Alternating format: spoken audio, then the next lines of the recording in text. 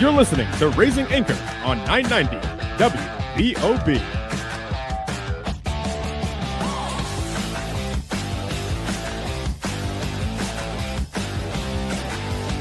Welcome to the Raising Anchor Soccer Show with Matt Entrigan and Jason Carey. Your home for news, analysis, and everything Rhode Island FC. Each week, they take you inside the locker room, inside the tactics, and inside the storyline shaping RIFC. Now, here's Matt and Jason. Rhode Island FC fall to the best team in the Eastern Conference, losing 2-0 to the Tampa Bay Rowdies. We're going to break down that match last weekend and explain why that isn't even the worst RIFC news over the last 72 hours. We're going to talk about that, the J.J. Williams pending possible transfer, and of course the mailbag a little later in the show. I'm your host, Matt Entrigan. Joining me as co-host Jason Carey. Mr. Carey, how are you doing this Monday evening? It's a show that's so important. We had to push it back to 9 p.m. to make sure that we had all of the facts straight before we went and did this. How are you doing, my friend? Doing good. You said some of this news here, maybe not the best news. Is this finally where the show is no longer PG friendly? Because didn't help that it's following up, a loss. So I thought you were going to talk about Hayden Panettiere. Yeah, just passing away because I was expecting the obituary. We all watched Heroes, right? It was such a great show. I never finished Heroes. I started it. They kind of canceled it. It didn't live up to the hype. Didn't finish Lost either. I'm glad I didn't. I heard that one kind of jumped the shark. But anyways, we are not talking about TV Night. There are so many other important things to talk about. And let's just start with some of what we thought was going to be the biggest news. And that is the NBA itself confirming that there has been no salary cap circumvention for Kawhi Leonard, despite some damaging reporting, not only from Pablo Torre, not only from Eli Sherman and Clown Company, but also that there was a kind of scathing ESPN article that came out. And it kind of seemed a little interesting. I read what Tom Quinlan had to say about ESPN is one of their biggest partners when it comes to the sports relationship. For a institution to get the reporting that inaccurate, according to the NBA, that seems like some friction that didn't need to get built. But nevertheless, everyone's saying now that there is no correlation to Kawhi Leonard navigating some kind of cap circumvention by investing in Rhode Island FC, Bombers' alternate sports play apparently in the world. I know that it's old news and people are like, stop bringing it up. But at the same time, you see vindication like that and it's like, hey, pay attention. It also keeps getting brought up in the news cycle. So I wonder why. Yeah. So what you're telling me is after all of these news stories that dropped, the only thing we got was seeing Dan McKee at a Clippers home opener wearing an RIFC kit. I love that was how it went down, because when they were like, we found the tape, we spotted him in the audience. I mean, Dan McKee is a kind of standout guy. He's a silver fox. You could probably spot him out of a lineup. But then when they showed the video and it's like, there he is, and he's just rocking a Division II soccer kit at a home opener for an NBA team. Like Rhode Island FC, USL, they've made it to the top. This is pinnacle. Yeah. This is peak soccer now in our country. We're massive. But yeah, so I mean, now of course the local media is spinning it that the receipts and the tickets too elaborate, too extravagant for a person like McKee to have had questions about why he was sitting in that very exclusive area. Come on, guys, let it go. Helena, folks, if that's your big play on winning the governorship, do it another way, because don't bring RIFC into the conversation unless you have something nice to say about it. But we've got to talk about the biggest news. And I wanted to put this to the end of the show, where people had to listen to us for 30 minutes before they got into it. But I think we're just going to start things off, and we're going to start talking about the news that has occupied everyone's feed over the last 24 hours. And that is J.J. Williams might be joining the Hearts. Yeah. Hearts of Pine, right? Yeah. Hearts of Pine. Of course. It's weird that he's decided to go down a division, but I appreciated that the Blazing Musket wrote, no, not that Hearts, not Portland. Listen, Jason, if Midlothian, Hearts of Midlothian, yeah. So it's been first reported by the Hearts Standard, a website that covers the Hearts of Midlothian in depth, and then also though Edinburgh News, that there has been interest from the Scottish Premier League side to potentially recruit the services of JJ Williams. Now we're going to unpack what we know, and we're going to talk about what we can share and what we don't know too. Like some of this might still be a little bit of speculation, but regardless of whatever we end up on the other side of this conversation, Jason, this couldn't have come at a better time for JJ Williams, like right where he's literally peaking, and a worse time for Rhode Island FC as a club. Oh, absolutely. Just cue Hall and Oates. He's gone. I mean, it's not what we want to see. You know, Tom Bargo out there is, you know, when he weighs in, you know that there's some level of credibility to it. So as soon as that happened, because we found out about this, 48 hours ago or something, a few days ago, that, to be honest, and it kind of escalated really quickly. All of a sudden, people were like, is there any? I had people sending me article links, not wanting to put like fire into this, like people going, please tell me this is just like a rumor mill. This is a non-serious website. And it was like, ooh, I'm reaching out immediately to my sources, and I'm not getting those normal rejections right away. We've heard some ridiculous things in the past about players in this club. We heard that Hugo was going to be back in MLS right after last season, and people were asking about sources that they had heard. We'd heard the same thing when Ame Mabika had initially left. Like, there are always these people who reach out from the woodwork and the forest and everywhere, and just going, hey, like, this is that thing we've heard. And a lot of times we just say, we'll hit it, and if it bounces off our sources as scroll along, then that's what it is. But this time, all of the sources that you and I have cultivated remained radio silent. At most, we got someone who said, that's a good question, let me do some digging there.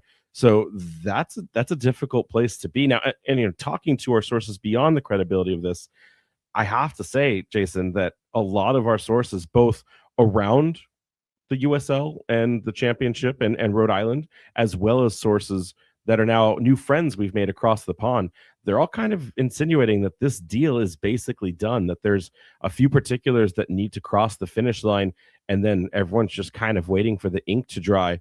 And I really need to be clear here. We reached out to Rhode Island FC officially, and their answer was the very canned response that they don't comment on the comings and goings of players with this type of nature. Rhode Island has never been in the spotlight like this before, right? You talk about the transparency of the international game, the attention it gets when players that potential move on, that potential redirect or transfer comes out. Like in the championship, it's very cagey, right? You never know the amounts, you never know the contracts, you never know what's happening. It's always kind of like a really big surprise. But when the Premiership, whether it's England or in this case the Scottish, when they suddenly say and insinuate, hey, we're looking at JJ Williams, you can't put that under the rug anymore. Yeah, absolutely not. Do you think when the Tartan Army was down here, was there some scouting going on or something? Maybe watching some practice. It's funny you say that, because in addition to this alleged JJ signing, Colton Swan from the Charleston Battery allegedly being picked up by Hibs right now in Hibernian FC. So some Scotland interest in like kind of cannibalizing and going after players inside the USL from an attacking front. We always often talk about, where does a league like the USL Championship rate and rank in comparison to leagues across the world?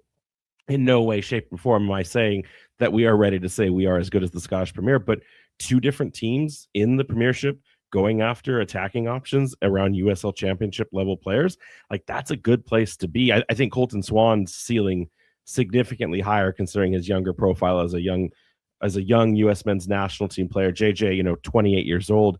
But getting into this, there's some timelines we have to talk about here, and I know people don't want to even have to think about the idea that JJ Williams is leaving this team, but there are some windows that we need to kind of really look and stamp into. This is not something where the rumor starts and then we wait weeks to find out more tidbits to see if the deal gets done. The Hearts are under some really urgent deadlines here right now. First, the technical Scottish FA window for the Premiership, that closes on September 3rd. So like if you wanted to say they needed JJ Williams to be on this team on their books so that he can play in the league for the season, it goes all the way till September 3rd. I actually think Rhode Island FC's window is about the same time within the USL Championship secondary window. It might be an extra week. Still haven't gotten that date confirmed. But the bigger one, and why this deal may happen in the next 24 to 48 hours, is that there is an urgent transfer deadline for them to be able to register Williams for the Conference League Cup and tournament. Right now, Hearts have a playoff game with Rapid Vienna in the Conference League. If they don't get him signed by Wednesday at 11 p.m., and I'm assuming that is, UK time. I don't think that's 11 p.m. in Eastern time. So that's actually what I think the time zone difference is 5 hours. Yeah. Right. So then 5. that's actually, closer to 6 p.m. on Wednesday.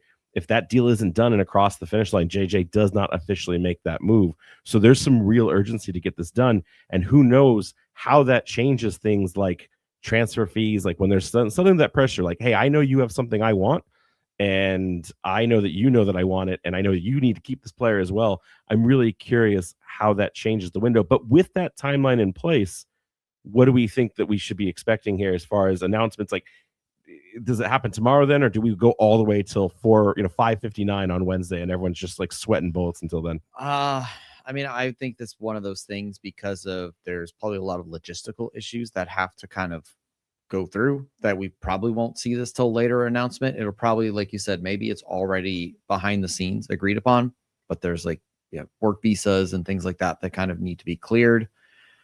I mean, you talk about a deadline here so that he can play in the Conference League. I mean, obviously we hate to see him go, but RIFC have a striker playing in the Conference League. I mean, that's honestly huge. I mean, the Hearts were up until the last 6 weeks of the season, they were in a contendership for winning the entire Premier League. Like, it's something that hasn't been done when you split it between Celtic and Rangers over the last 60 years.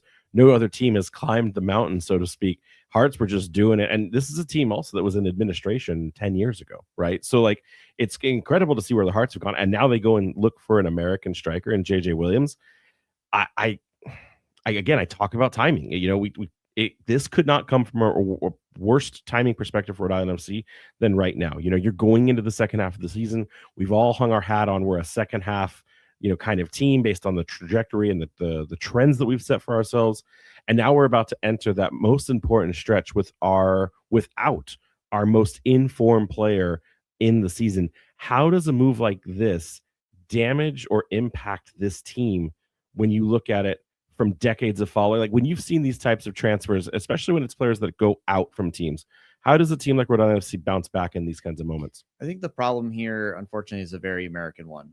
Our leagues don't follow the same calendars as the rest of the world do. So for the rest of them, at least not for now. Hashtag not an MLS soccer show. We're curiously seeing how that'll pan out for them. But for the other teams in the world, this is just normal business. And this kind of puts us in a tricky situation here, right? On one hand, you're weighing the immediate success of the club, right? JJ has been great for us this year.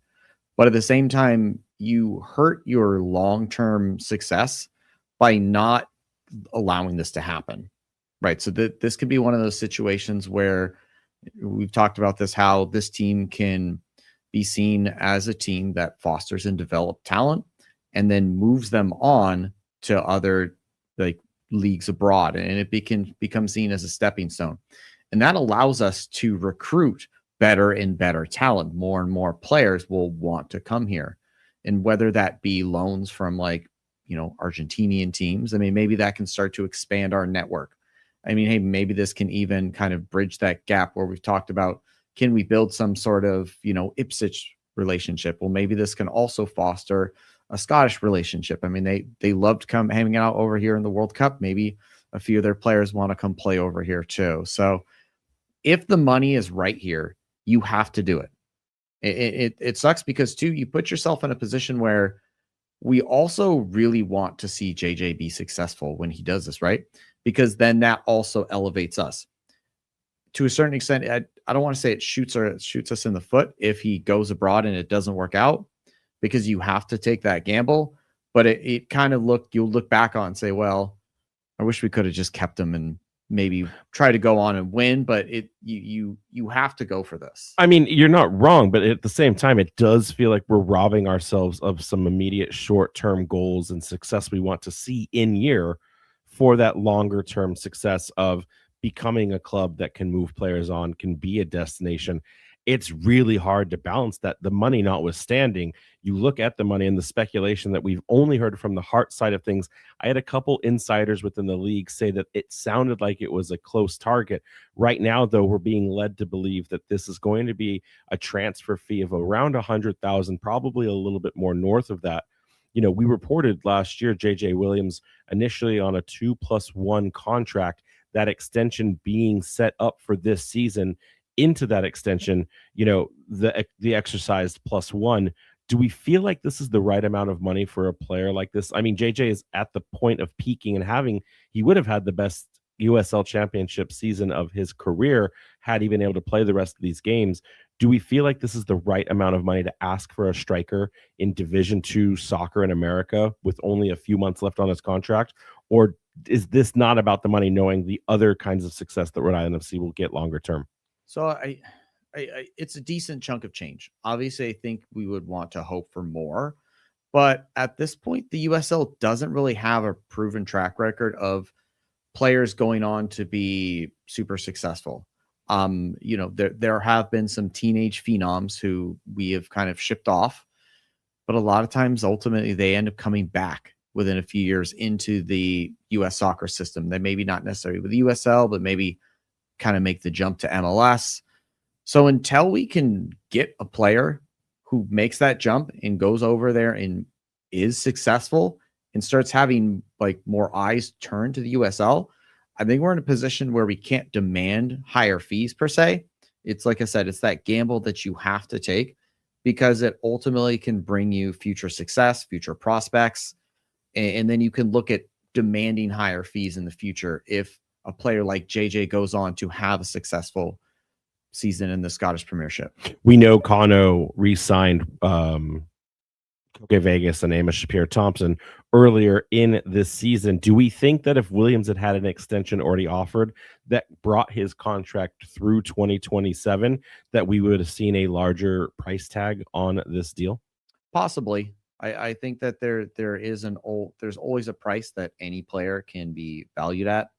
But at this point, it's more about the long-term prospect, I think, than the money, right? Because the long-term prospect can get you more money in the future than worrying about an extra 20,000-30,000 right now. Sure. But like, I also think of it this way: is Kano trapped by this success here? Because a lot of people complaining that this is not the time to let JJ Williams go. I think the smart individuals are saying, yes, JJ needs to go and play at the highest level he can compete in, and it's what's best for JJ. And individually, especially as a Division II team, we want to support those players on those journeys. But now it feels like this is the second time in less than 30 days where we've had arguably some of our best talent ripped away, even if the money wasn't ideal, or maybe it was just like too good that you couldn't say no to it.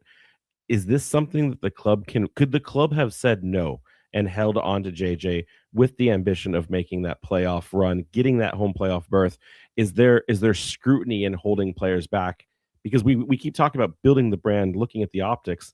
Is there a path here where you see Connor just cross his arms and go, I'm not losing JJ for anything right now? And we'll talk about what happens to him at the end of the season. Honestly, you really can't, because they're not going to come back at the end of the season and go for him when it's the middle of it's their winter transfer window, which typically don't see a lot of expenditures. Maybe the top teams in like the Prem will buy one or two players to kind of tool for that second half. But the reality is you don't see the same movement. Most teams are kind of settled in and are just looking for one or two pieces to kind of like finish their puzzle. So the reason I bring all that up. Well, if you hold them back, then like no one could ever come from him again. And I agree. This was more of a, let's just call it rhetorical question, but it leads into the more important question, because this is coming right down the road: promotion, relegation. It's one thing to be trying to fight for a playoff spot. It's another thing to be going for a home playoff berth. There could be an implication, especially if Division I starts with only 12 teams. We're currently in 7th place. That could easily see us potentially going and knocking on the door of getting kicked out of the Premiership ourselves.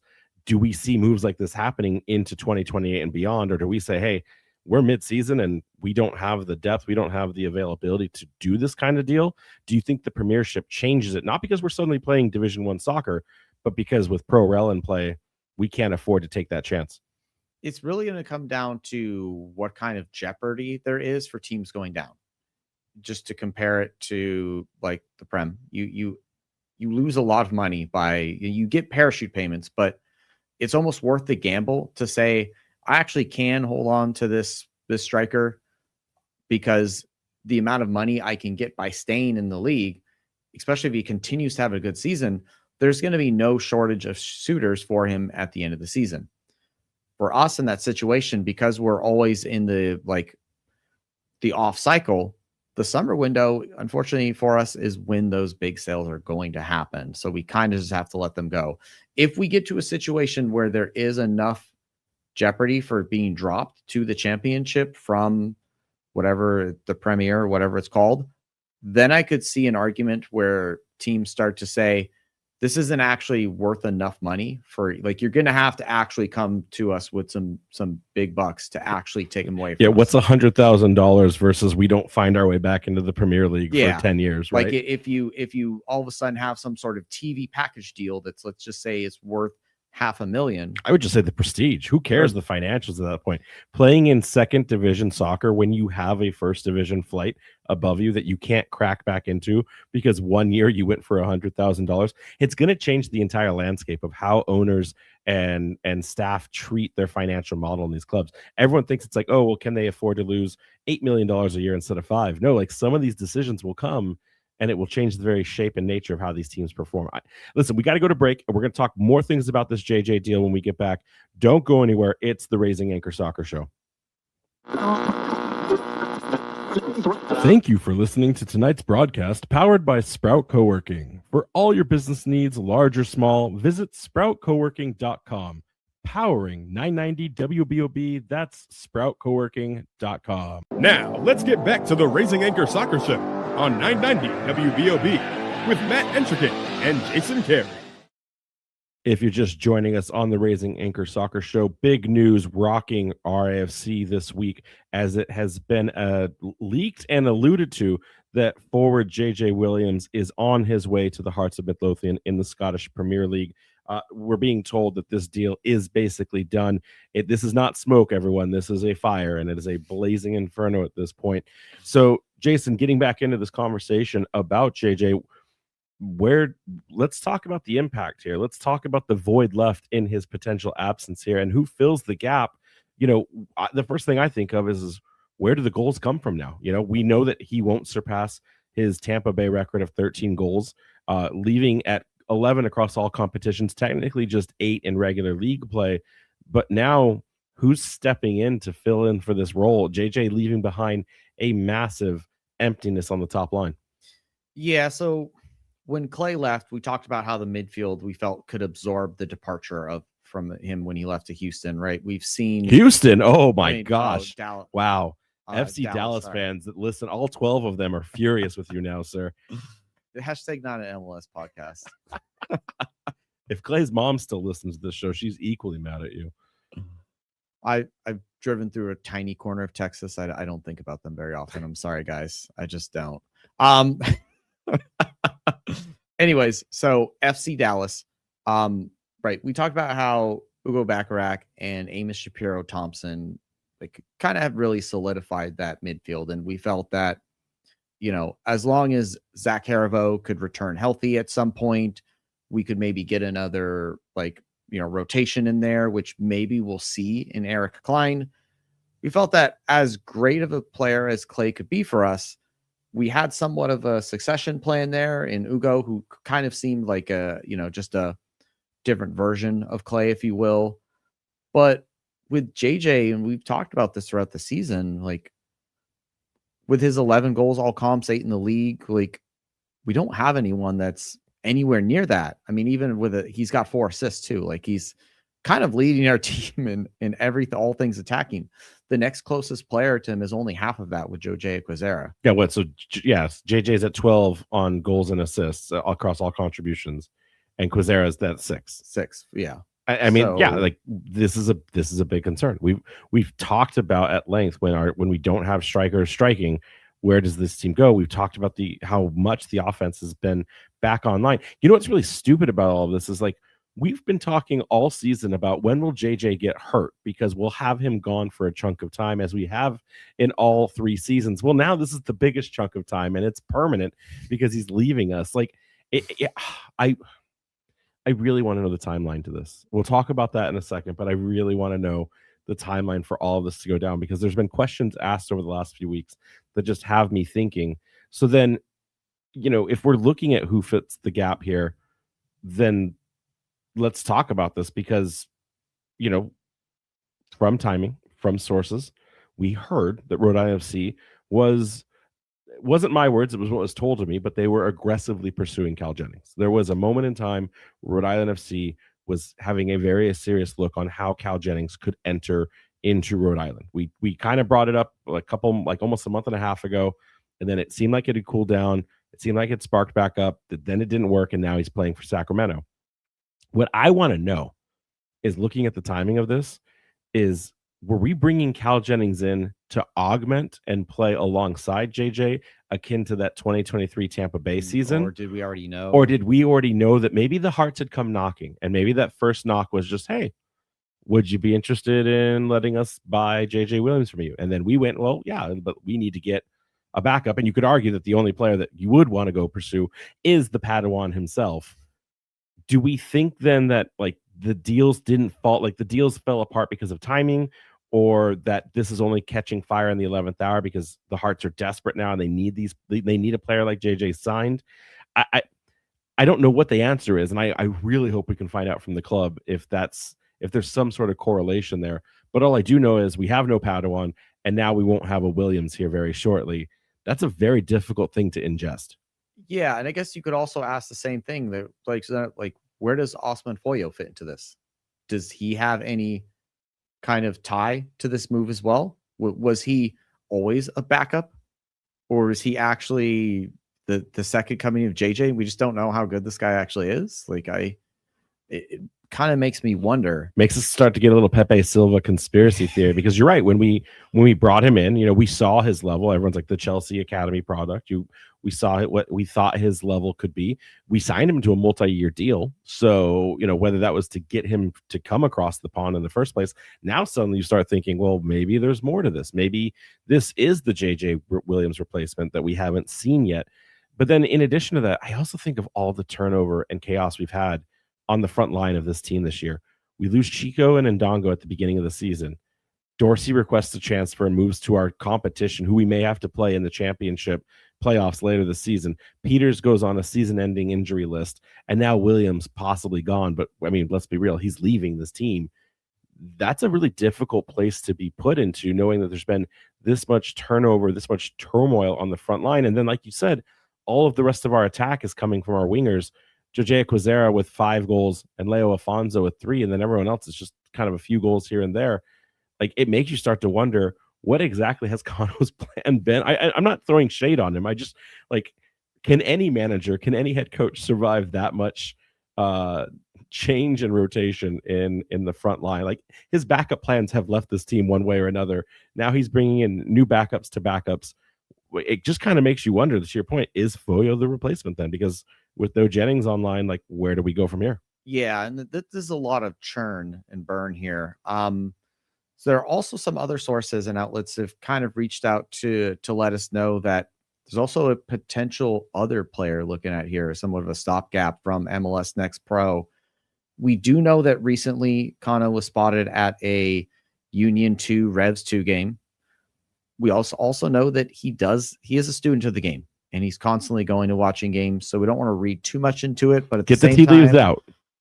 But at the same time, maybe we're looking at another loan between one of these two teams here. I mean, let's talk about it. So one, I think you're right. Finding a backfill at this point, it's going to be something where the team has ghost squads. They have profiles of players, and I think that's the most important thing, is what type of profile player is out there. Because if you're going to bring a Williams-esque player in, it needs to be a Williams type of attacker, right? You can't just bring a 5'8", fast, quick, good ball movement, lethal shooting range kind of striker into what they've designed around this brute force that is JJ Williams. He's a target man. He's got good hold up play. He's got good aerial strength. Like, he's a fighter on that front line. You need a big bruiser like that. I was looking at the profile because, like, when someone told us about this, like, oh, we saw Connor at the game, I was like, all right. And then I was like, okay, would you bring a player on? There's no one from the Revs Academy or from the MLS Next Pro side that fits JJ Williams' style. But there are 2 players that I saw. Again, I don't know enough about Division III soccer to pretend like I'm an expert, but I did just look at the height and I looked at the type of play style. There's 2 players on the Philadelphia Union that could fit that profile in Stas Kozurensky and Malik Djokovic. So 2 names that are going to be really hard for us to chant if they do sign, or I guess loan down to Rhode Island. But if he was there scouting for those reasons, those would be players relatively most likely to be seen. And I would say Stas is probably the more likely one. He's got 9 goals on the season and seems comparable to what JJ's trajectory is. But Jason, more important than everything, we talked about a second ago, you mentioned, like, could we be getting a loan? I think a loan is our only option at this point. There's 2 weeks left in the transfer window. We think that puts you then into free agency signings or loaned players, which are the only things you can get past that window.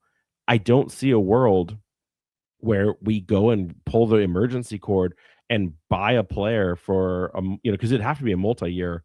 If they're good enough to be a starter today, it would have to be a multi-year deal. So you're setting up your next attack because you've had 2 to, let's go 6 weeks to figure something out. And like you said, it's the wrong time of window for players of certain calibers, and the championship doesn't seem interested in giving up any of its players. I feel like a loan is the only thing we have in our option at this point. Yeah, I think realistically, that's the only thing that we can go for, especially if we're looking at getting transfer money for JJ.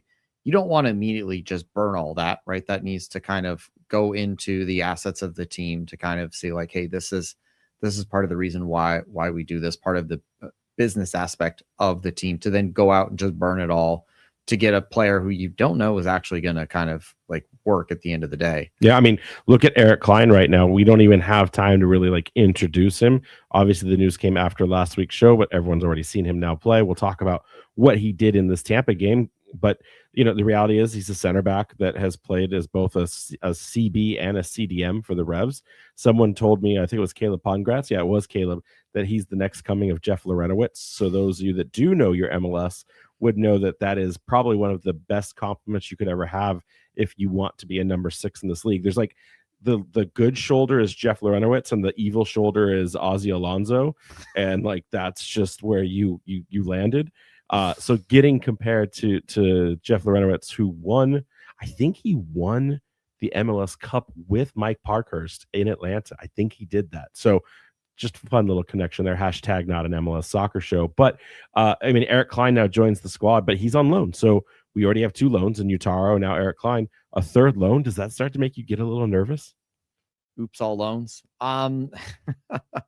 If it works out, right, and we can kind of still, have a successful end of the season. Wait, what does that mean? What does work out mean? Because that's the big question. What does work out for the rest of the season mean? Are we still vying for a home playoff spot? Are we just hoping we make it into the playoffs at this point?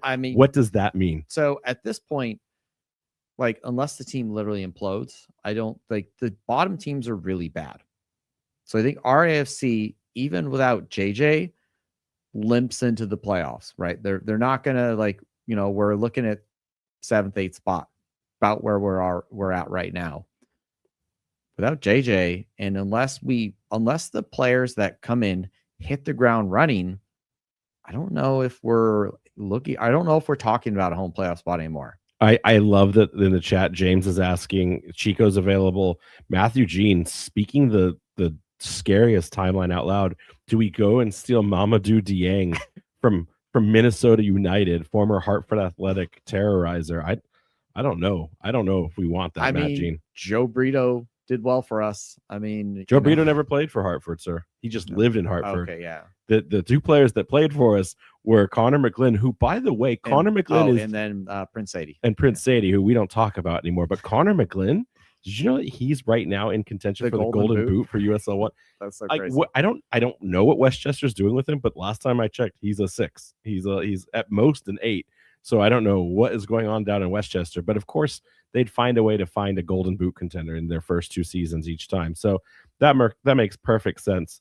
And then Ewan saying he's starting for Minnesota consistently, so no Mamadou Dieng for us. But like we talk about the positioning of this, where do we think we'll end up in the table by the end of the season, though? Like if you had to make a guess without knowing anything other than that JJ Williams, we won't see him for Folklore night. He got out before Taylor Swift could get his hands on him. I mean, if I had to make a decision right now, not knowing what's coming in, I'm gonna say like 6 or 7. Unfortunately, I didn't do that on purpose, but yeah, of course, I just, I love people's faith when it comes to the home playoff spot. I just don't have it. I don't. Not until you show me otherwise. If we're selling our best player right now, it's hard for me to kind of believe, especially at this late in the season.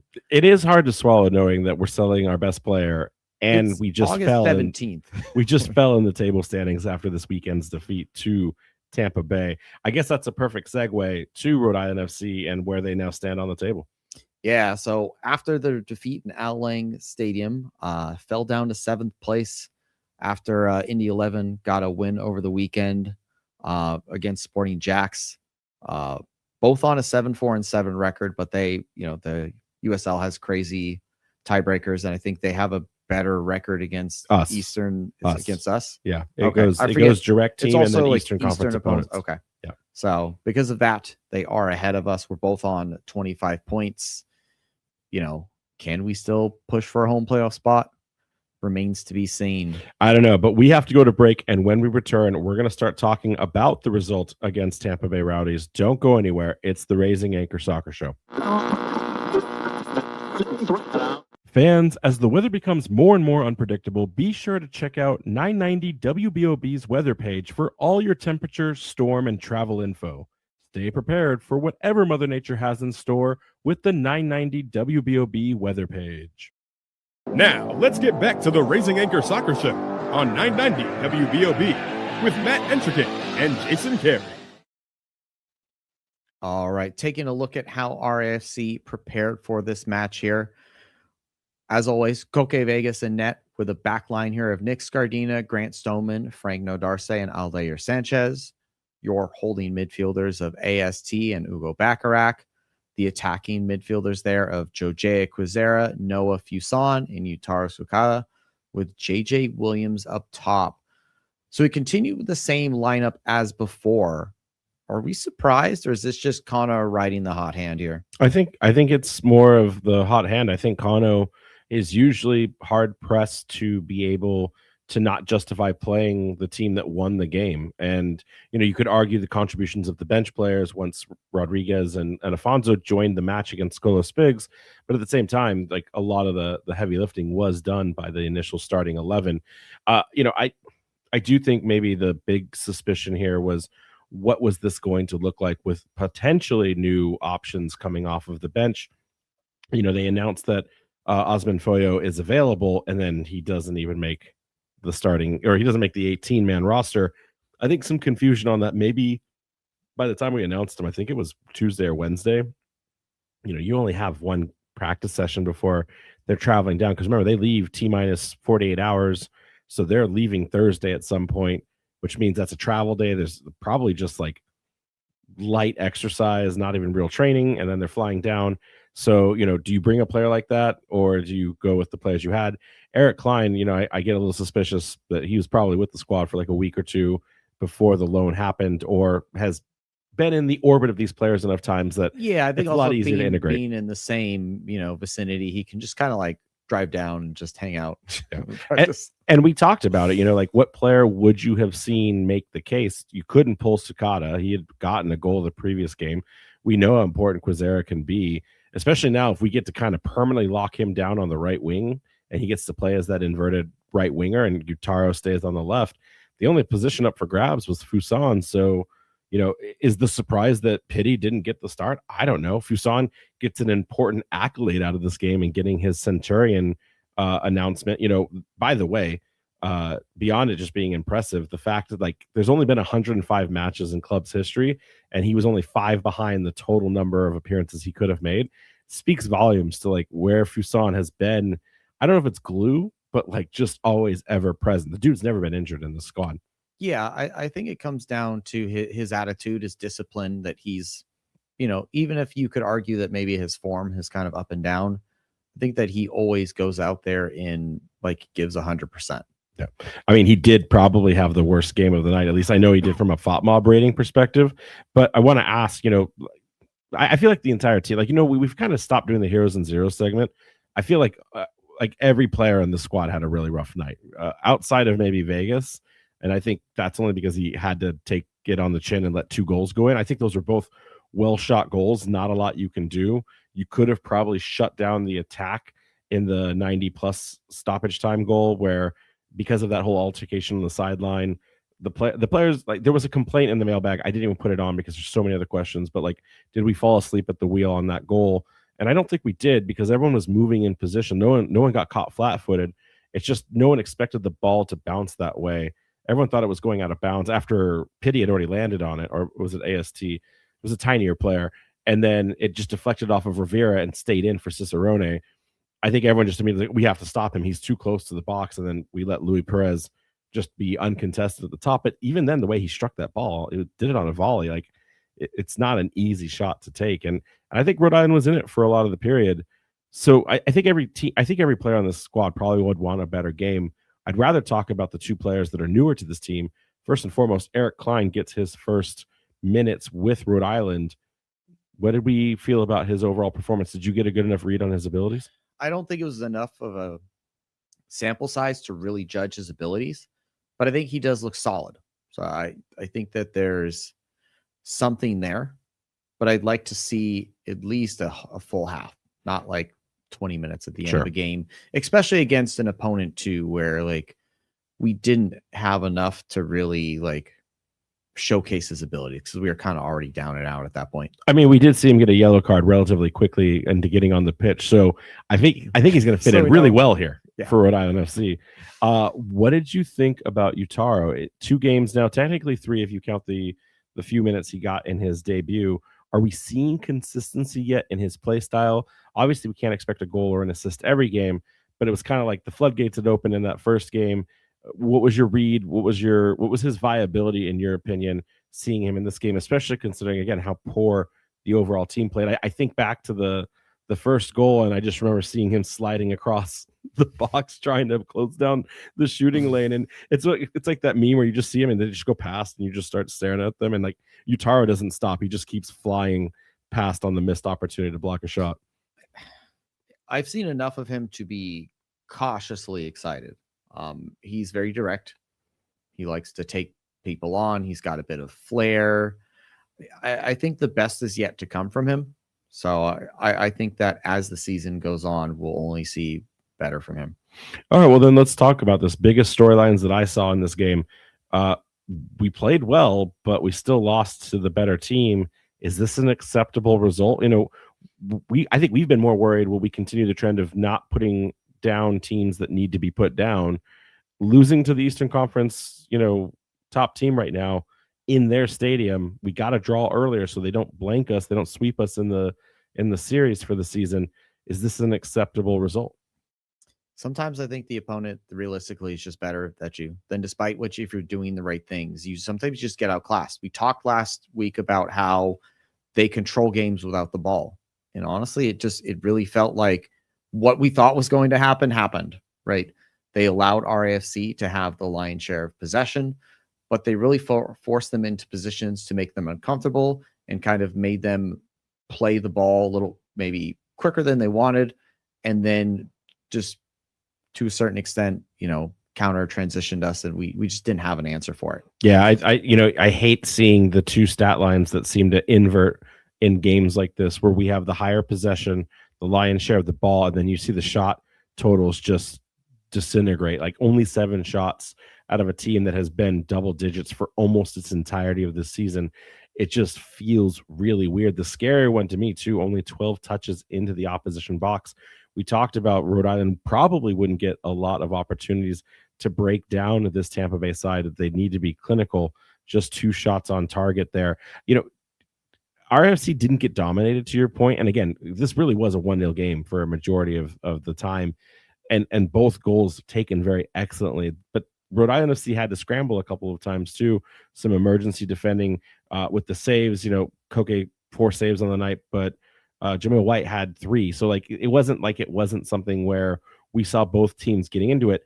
I guess my question is, since RIFC didn't technically get dominated, but it was still a very sound win for Tampa, is this Tampa exposing RIFC's ceiling? Are we gonna have a real big problem in the playoffs, despite wherever we land, knowing that this is the toughest team in the Eastern Conference? I think you make a good point there that, right, while they comfortably won the match, it didn't feel like absolute domination for the most. I'd argue it, it's 1-0 close enough loss. But I don't think RIFC have peaked yet. But now we talk about all this churn and burn. Can we reconstruct our roster, assuming we're losing JJ here, and still get everyone gelling to make that playoff push?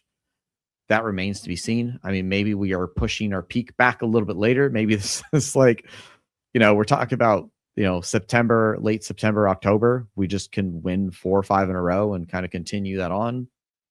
It's hard to tell. One of the big trends that I've seen, in fact, it's a listener question, so trying to keep the answer separate here, but RFC doesn't seem like they have a plan B when they get behind in games. What does that say to... I mean, they have come from behind a couple times and equalized in games to get a point, but it has been far and few between. It feels like this team's either on the front foot or once they start to chase, they just don't have an answer.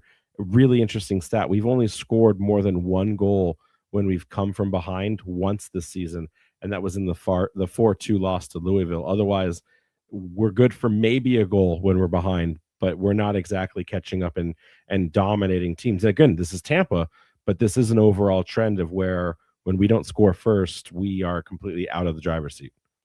It feels like this team doesn't have a playmaker in the more traditional sense who can kind of create something out of nothing. We have a certain plan that we play, but if you, to your point, when we fall behind, it feels like the team kind of maybe loses some of that, that edge, and maybe they're scrambling a bit. Not that an actual 10s exist anymore in traditional sense. Everyone has to press. But sometimes it feels like when we do struggle, we could use a player like that who could find that one pass to get to someone making a run and create something out of nothing. It just doesn't seem like this team has something like that. What would you argue there? Because in this game, 0 big chances created. Rhode Island currently middle of the pack in 11th in big chances overall, and also big chances missed.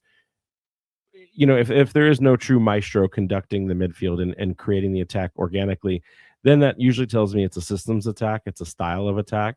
Are we getting too predictable then in that venue? And a team like Tampa that can recognize it can just kind of, it's like this team's they're going to combine, they're going to overload, and they're going to go for a cross, or they're going to look for a secondary runner, cut back in, and JJ is going to either flick on. Or if we're not running, I would say our creativity comes in transition. We don't seem to have as much creativity in build-up play. And is that something that's suffering, and how do you fix that then? Because we got to find an ability to score goals against tough opponents like Tampa. Yeah. In that case, I'd say at this level of soccer, if you can kind of perfect your systems, you could probably beat the majority of opponents. There'll be a few who will find a way to stop you. The problem is I just don't think we've perfected this system yet. And I think that there's also maybe some conversations we'll have to have towards the end of the season about some of our players' performances in regards to, is Pitti the playmaker we thought we were going to get? Or was he never that to begin with? We always wanted a winger. And some of this is all speculation with it. Connell likes to keep a lot of his tactic cards close to his chest. So we can only take a look at what we see on the pitch and extrapolate what we think he intends to happen out there. It's an interesting time to look at that. Then, again, more complaints about JJ leaving than this loss. I think the JJ news just kind of washed away the feelings of the result.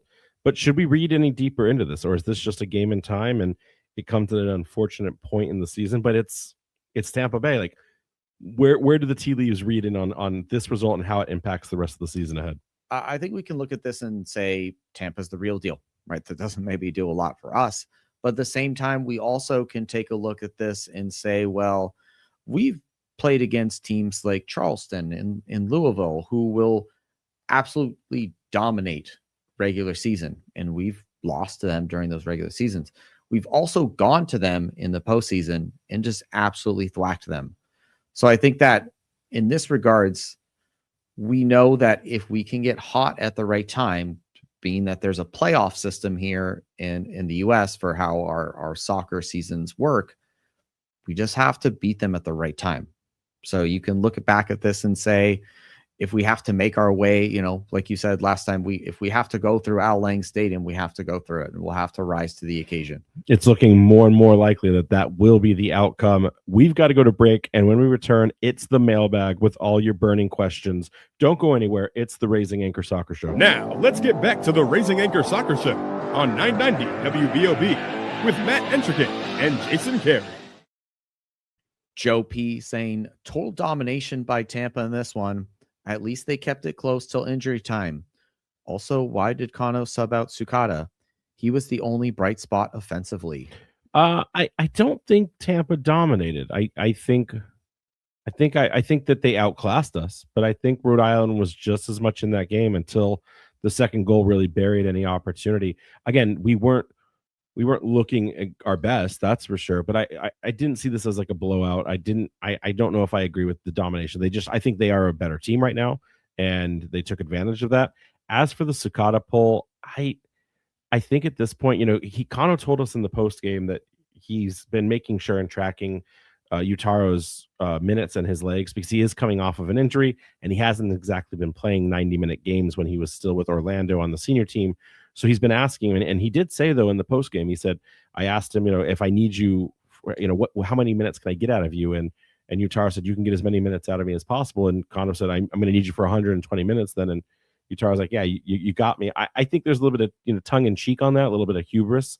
Yeah, players I think will also want to play, right? Whether or not they're physically capable of doing so. So there is maybe a balance there where Kano kind of has to do the right thing and not run him into the ground. Yeah, so I think it was more of that. And then I also think too, you look at who he was subbed in for. Dwayne Atkinson is supposed to be this player of the similar play style in that left wing, being quick, being speedy. I don't know if he still has the best points or goals per 90, because he had such a commanding stat with those substitute appearances. But like, I could see a player like Dwayne suddenly causing a different type of chaos. Two completely different player profiles, but you've already brought Afonso in. I think he subbed in for Sanchez, so you've already kind of changed your back line in that sense. And then you bring in August Rodriguez to the central part for Noah.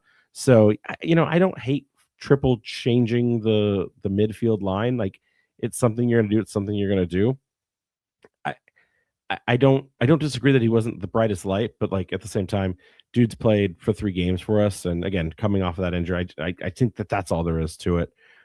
Next question here, Rachel M. Is it time to start making other plans for my weekends in November? I just don't see soccer in Pawtucket happening. I mean, I guess it depends on how hopeful you are for us making those playoffs. I'm kind of struggling to see it happen here, but at the same time, like, it's not that I don't want it to. It's just without, no JJ, no party, as Ben as Bob Donald says. Yeah, no, I agree. Bob. Alan P says here, have we had a come from behind win this season? I feel like we either blank teams or we get blanked by them. Yeah, no, that we talked about that in the last segment to a certain extent. And because you asked, I did the look back. No, we have not had a comeback win this season. The closest we've had is just equalizing for Tampa Bay, and that is it. So we have not, we've only had draws where we've come back and equalized for salvaging 1 point. We have not yet seen a match where we've come from behind. In fact, so much so, Jason, I didn't do the research, but if I were to guess on the last time that we actually pulled that off, and it's just a guess, but I feel like the last time we did was that Maxi Rodriguez penalty against North Carolina back in like the 5th game ever at Centerville Bank Stadium last season.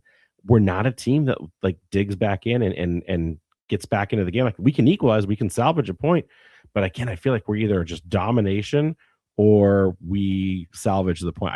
I think there's something to be said about Alan's question there. Robin S writes in, why does RIFC make it so hard to be a fan of RIFC? Welcome to the pain of being a soccer fan. So I don't even know if this is in reference to JJ or the loss against Tampa or both. Yeah, I'm just gonna frame it as both, right? In the sense that the reality is a lower division soccer team, so we're gonna have to at times move on our best players. So enjoy them while you can. And in the same vein, this league has a lot of parity. We're complaining here, but we've made the last 2 Eastern Conference Finals. So let's just see if we can make a third at this point. Yeah. So Rich W says, can you complain about the broadcast background noise to the league? I know fans can be rowdy, but there were children just screaming into the microphone. Had to mute the broadcast in the second half. I don't know if that was intentionally punny, that I know fans can be rowdy. I know what he's talking about, and I saw a Reddit post about this, making me wonder if this is the same person then. But if you watched the game, I like to watch the game unless I know the broadcaster is someone like Jean Seg-Jean or Ryan Davis or Devin Kerr. Like I usually will listen to Tom and Nick on 790 The Score. But I do remember at one point, and I think it's the way the broadcast booth is because it's a baseball stadium. The booth is right there, and there were kids doing what they call the tarp off, where they're just standing at the top right there with their shirts off, waving them around, and they were just screaming. It was I don't think it was that bad, but it isn't exactly, you wouldn't hear that. I must have not had my when I did my rewatch yesterday, I guess I just didn't have it up. I think that's what it is. I didn't even notice it, because otherwise you're just hearing Tampa Bay Rowdies fans chanting Tampa Bay Rowdies stuff. So I'm assuming it's that part, but that I don't know. I don't know what you close the window to the broadcast booth. Rich, I'll let them know, but I don't know how important they're going to listen to the other team that was competing in that game's podcast telling them that. But I'll let Brett Louie know next time I have a chat with him. Stacy D is asking if we could use the JJ money to go buy any player in the championship right now, who would you buy? Let's, for the sake of this, not say Cal Jennings, because I feel like I would just go get Cal Jennings right now. Yeah, I know. I was jokingly going to say Cal Jennings. What was what's that Detroit striker who scored 5 goals in one game? Darren Smith. I mean, that also weakened Detroit. Do you think there's enough money in this transfer fee to buy a player at that level of price? Probably not. I think we got to go a little more tactical here.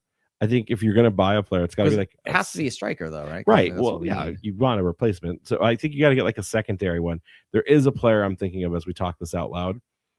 Someone who hasn't really played a lot of minutes. I think you go after Miguel Berry on the Charleston Battery. He's big. He's tall. He's played in MLS. I think I'd go after Miguel Berry, or I'd go back to Logan Dorsey and go, "Hey, come back, baby, come back." Ben S saying, question for the bag here: why did the team announce Foyo was here and ready, then proceed to not have him for the team sheet for the game? Is he going to answer at striker, or do you see a bigger signing coming in? You're asking the question right now, Ben. Are we putting all of our chips in one basket and saying that Foyo is the future? I don't know. We're going to have to get closer to it. We're going to have to understand what that looks like, because right now all signs point to, I don't know how we get a bigger signing into this league, because every other team's already getting ready to play or they're in the middle of their own pushes. So yeah, I don't know. Maybe you find a team that's imploding that doesn't have pro rel. So like in MLS, like what teams are on the bottom and what strikers can they just unload? That USL could afford, by the way. Yeah. Well, okay. I was actually just thinking of like the bottom of USL. Back to that. Like, doesn't Loudon have some like Icelandic striker? No, he literally just got, like, Loudon has already thrown their season away. They just sold Thor Olferson to a team in Scandinavia, I think. So yeah, like, talk about when we play Loudon midweek in the end of the year, that needs to be a murder game. That needs to be the Power Ranger 7-0 game at this point, because they got rid of Queemy. Abdul Latif isn't really having another breakout year, and they just sold Thor off for like a 6-figure fee. So yeah, no. But it's a good question. I think right now Foyo is the answer until I do think there's a loan out there. I think there's an MLS Next Pro loan in our future. Maybe it's one of the better ones. And so I'm going to put it as Stas Alan from. Gordon still playing? No. It's a target forward. I'm going to say it's Stas from Philadelphia Union. I just Ewan said it in the chat. I like it more and more the longer we talk about it. Next question here to Ross writes in, is RIFC good enough to make the playoffs without JJ? Yeah. I think the bigger question here is, can they push to go for a home playoff spot? I still, even with JJ, was weary that, you look at some of the teams up there, like, we've struggled against some of those teams at times, and can we dethrone one of them? Looking at the teams at the bottom, especially, we just talked about Loudoun imploding. Sporting Jacks is abysmal. Miami is already fallen. Their wheels are falling off the wagon. Like, there are bad teams in this league. Birmingham has only been able to pick up points against us, and they can't play us anymore this year. So, like, the teams below us are bad. So, throw in Foyo and whoever else we may pick up. Maybe we won't reach the heights that we think we want, but this team can still absolutely make the playoffs. It's just hard to see whether or not they're going to make a home playoff spot unless these players hit the ground running. You know what I just thought of because of the question prior about, like, what players would you buy? You know who we could absolutely go and get right now? Wilson Harris from the Revolution. With Jack Harrison getting signed to the Revs, I don't think he's going to fit into their roles as much. He's only played 5 matches for them, and he comes from USL pedigree. Lou City. So, oh man, you know what? I like Stas is my backup rumor. Wilson Harris is the one I want to start. That or Joveljic from Sporting KC. Joveljic is Dejan Joveljic is a terror. Is he fallen off there? I think he's a DP for them. Okay, so I don't know. But they're in last place in the league, so it's like, hey, why not? What's the next question? Matt J says, how are you two doing? I hope you had a great weekend and can't wait to see you in the tailgate lot. I actually am dealing with food poisoning that I gave to myself, so no business that I can shame other than my own cooking skills. So yeah, no, I have not had a great weekend. I was supposed to go to the Island Roads Festival, and I've just been on the struggle bus. But I cannot wait to see you at the tailgate lot this upcoming weekend as well. Mike K writes in, what do we think about the Eric Klein loan? Do you think this new talent can compensate for the loss of Clay and JJ and keep us in playoff contention? I'm fine with the Klein to Clay comparison. I don't know about saying Eric Klein is going to suffer the band-aiding we need for JJ Williams' departure. Yeah, it's too early to say, like I talked about earlier, about whether or not I think he's, like, how good he is at this point. I mean, if, Pongrantz is saying that he's the, Jeff Lorenitz regen, then, I mean, yeah, give him a few games and, like, I think we'll be set. But then also it's a loan. So, like, of course, he'll just disappear in 6 games when they're like, oh, this guy's good and we're injury ridden. So that might be the darkest timeline, is we have just 3 or 4 loan players. Kokorin regen part 2. And they all get called back. Ooh, no, I couldn't do it. Chad M here says, how long do we have to wait to see the effects of JJ and Clay moving up? It's good for the team's prospects, but is this something that has to simmer for years to take root? I think Clay can find a journeyman spot as a substitute at a minimum within MLS. I think he has that caliber. You got to look at teams like CF Montreal are always trying to do things on the cheap.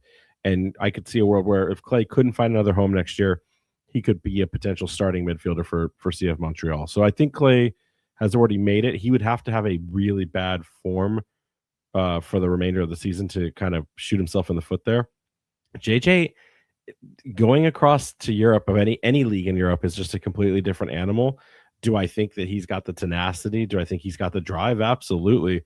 But can he stay healthy? What will that look like for him? Like, those are questions where his integration beyond just because remember, he's as Bama as it gets. Like, he is American born. Like, that can be an adjustment. We talked about Amos Shapiro Thompson's like, it changed his life when he was in the Warsaw leagues. So, like, who knows how JJ will affect that? He's got what, 3 kids now? Like, who knows how all of that could potentially affect his life. So it's hard to say, but I think Clay's the much closer barometer, and JJ is going to be the wait and see in the longer runway. But if JJ does succeed, again, to your point earlier, Jason, it will build that, like, path of pedigree of saying, Rhode Island is a place that builds top talent. Next question here. From Mike M, any chance JJ finishes out his contract and then resigns again with RIFC? It's possible. I think that a lot of our players would probably speak very highly of this club. And I think that as long as we continue to kind of run the way that we have, I think all players would look at it as an option. I would look at that though too and hope that if that was something that we see in, like, let's say he has a good 4 or 5 year run and then kind of like wears out from there, I wouldn't want it to be immediately coming back, because then you're like, well, that didn't work out and that hurts our chance. Like, if Connor Smith is still in this club at the helm, JJ has a home. Yeah. Like, there's just a couple players in Connor's life, JJ, Zach Harrow being two of them, that should they need a spot, and as long as they can still contribute and it wouldn't look bad for Connor to bring them on, JJ could always find a home wherever Connor Smith is. So yeah, I think that's a reality. Yeah. Nateski says, Mailbag Monday, with 12 games left in the season, can RFC get enough wins to qualify for the playoffs? 10 is the magic number. I haven't seen magic numbers come out yet, so that is curious. I did see a projection on the USL Reddit that we have like a 12% or like a 6% chance of winning the championship, which I thought was a bit slanderous considering our track record previously proven when we've been in non-home playoff berths. But statistics are statistics and odds are odds. If our magic number is 10, well then yeah, I think we can absolutely lock a playoff berth in if we just need 3 more wins and a draw out of those 12 games. Yeah, that's more than believable. That's more than doable, I think, on the season. Jeremy C writes in, and Jason, I'm sorry that this is yours. I just didn't sort this right. Island Roads Fest was a rough debut of concerts at Centerville Bank Stadium. They got the sound fixed, but the concessions seem to be the same problem like it was at Bill Burr. I don't see this problem as much at RFC games. Why is it so difficult for them to get this food situation fixed? Hope this doesn't deter people from trying other events at the stadium. Please let the owners know. I did see a bunch of positive things on Discord about the stadium. People did mention that the first day there was sound issues, and then they got it fixed that next day. But I also did see a few people not necessarily complain about the food. I think this is like a growing pain for the stadium, right? As they look at hosting different events. I think realistically too, the fact that RAFC games haven't had enough sellouts to really challenge their staffing to force them to ramp it up. Because from what I understand, the Bill Burr and the Island Roads Festival here kind of higher attendances, especially as you can push people onto the pitch. Yeah, there was easily 15,000 or more for the festival. So at that point, all of a sudden you're up 50% capacity. You're going to need more staff, and they just don't. It's one of those things where, how do you do they compensate for that? Do you 25-day contracts for like concession stands? Like that's the thing that is tough for businesses. Well, I would just bring in more. I would say if you can't staff it, then let it cut into your profit by bringing more food trucks in. Like that's the reality is because like I've been to the Newport and Jazz Fests before, and I've never experienced long lines, but I have been to other events and seen terribly long lines. Like when we went to the Bruins game, there was long lines for everything on that night because there was only like 3 stands, and so like we would have missed 15 to 20 minutes of the game. So like I hear, and Pawtucket Jay's saying in the chat too. He's saying in the chat that the lines were unacceptable and they were terribly long just to get nachos. So like I do think that this is something they've now ownership and stadium management has struck out twice on this. I think they need to overcompensate even if it comes at taking a loss on the next one, and just make sure that's not a problem, because you can't have that be a continued narrative. You're going to fight the parking that's congested and difficult to get to the stadium. You're going to fight now food, and then in this one case it was technical issues. Like everything should be given a bit of grace because it's the first time they're doing something. I think someone fairly said it's a bit audacious for them to start their music experiences in Centerville with a 2-day festival. It may have been more intelligent to have like a single act, do a single show to make sure you got all the bugs out. But listen, as long as they don't give up and they learn from their failings, like this is something that we should see more of. I just hope to Jeremy's point, I hope this doesn't deter organizational planning from not trying these things in the future, because I would love to see more festivals come to Pawtucket and more music acts and more everything come. So we'll see what happens. But Jason, we are running long. This show has been fun, but we are very much over our time. So we've got to go. We'll have the preview for Monterey Bay later this week on Thursday. We'll probably move that show to 9 o'clock as well. It seems like you guys are responding really well to that change in time. So we will see you guys at 9 on Thursday. Thanks for joining us. Anchors up. Anchors up. You've been listening to the Raising Anchor Soccer Show. You can follow the show on Twitter, Threads, Blue Sky, and TikTok at RIFC Podcast and at Raising Anchor on Instagram. And be sure to check out and subscribe to Spotify, iTunes, YouTube, or wherever you listen by searching for Raising Anchor. Make sure to check out all of our coverage over at the Blazing Musket for all your New England soccer coverage, including RAFC news at theblazingmusket.com. Fans, we thank you for listening. We ask you to be kind and courteous to your neighbors as you leave the show. We thank you for joining us and look forward to seeing you again. Until then, I'm your main man, Juju, and on behalf of the Raising Anchor crew, goodbye for now. And as always, we are Rhode Island FC.